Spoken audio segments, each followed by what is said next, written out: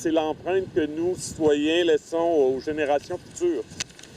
Aujourd'hui, nous vous dévoilons une seconde partie de l'œuvre d'art principale que nous avions inaugurée il y a quelques années.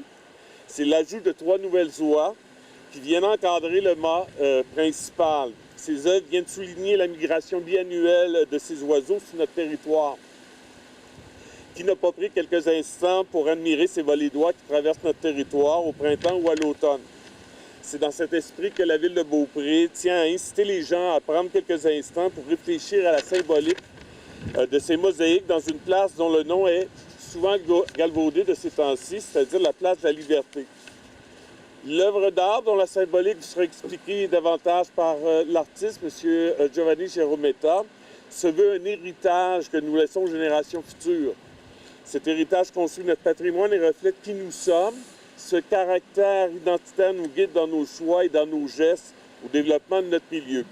M. Gerometta, on est devant la place de la Liberté, des œuvres que vous avez créées. Quelle est la symbolique derrière toutes les œuvres qu'on a ici? Bien, la symbolique, en partant, c'était de créer une œuvre qui reflétait un peu l'espace, l'environnement, la faune dans la région. Et avec une envolée des oies qui vraiment c'est le sujet que moi j'ai apprivoisé depuis très longtemps dans mes peintures et puis dans les mosaïques.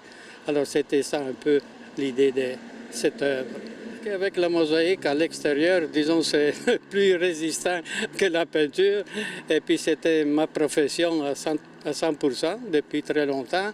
Et c'est quelque chose qui reste pour l'éternité, si on veut. La mosaïque, c'est une matière vraiment intéressante, qui vibre, qui reflète. C'est pour ça que j'ai choisi la mosaïque. Et surtout, c'est parce que c'était à l'extérieur, dans un parc. Alors, c'était vraiment les sujets, les matériaux à choisir pour faire cette œuvre.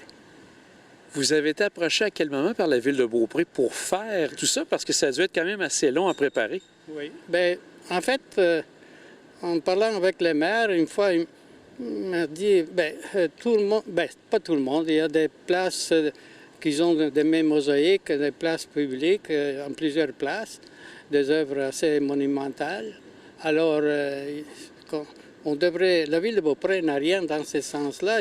C'est pour ça qu'il a commencé à m'en parler, de pouvoir faire quelque chose pour la ville de Beaupré. Mais disons, c'est arrivé il y a peut-être 3-4 ans. Alors, après une lance, j'ai commencé à réaliser, disons, les projets en parlant avec les maires. Et puis ils ont accepté, en fait, de me donner cette première phase de travail pour l'envolée, en fait. Et donc, c'était en 2 phases. Donc, il y en a une en 2020, oui. 2022. Et est-ce que vous avez préparé le projet dans son ensemble? J'avais commencé à faire un croquis avec l'ensemble, mais je ne voulais pas vraiment faire peur à la ville, au point de vue financier non plus. J'ai préparé les premières phases avec l'envolée que vous voyez. Et ensuite, c'est ça, j'ai trouvé que vraiment c'était un peu vide dans l'espace. Avec le temps, j'ai pensé à demander de nouveau à la ville de pouvoir faire la deuxième phase. Et quand j'ai présenté les projets dans l'ensemble, ils ont trouvé ça intéressant. C'est là qu'ils ont décidé de me donner, disons, la deuxième phase à exécuter. Monsieur Gerometta, félicitations. C'est vraiment une œuvre vraiment phénoménale et ça fait une belle entrée pour la ville de Beaupré et le Mont-Sainte-Anne. Oui. Bien, c'est une œuvre qui ça prend du temps, ça prend de la patience. C'est assez long à faire.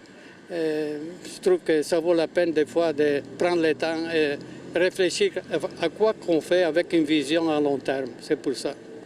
Et encore une fois, félicitations, M. Gerometta. Merci.